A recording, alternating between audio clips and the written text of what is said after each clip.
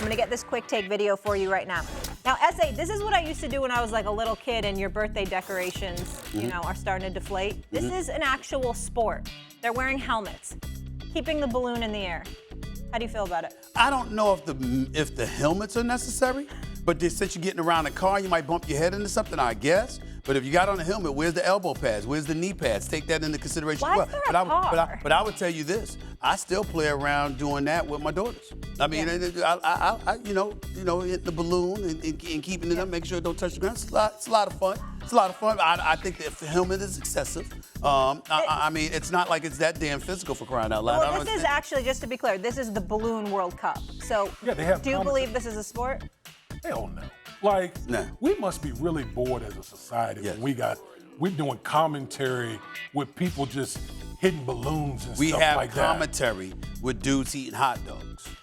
Yeah, lots of hot dogs. Soaking it in, with dipping the bread in water and just and eating 62 hot. Oh my Lord! Yeah. Just thinking about it. And people slapping each other. Yeah. Well, I tell you that much. I mean, that's crazy. And that part, Dana White brags about this all the time, and he's right.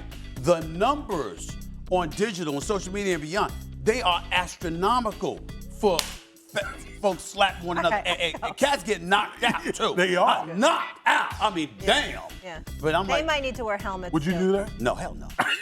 Hell no. Hell no. No, I need to be in a position. I'm not going to just take hits.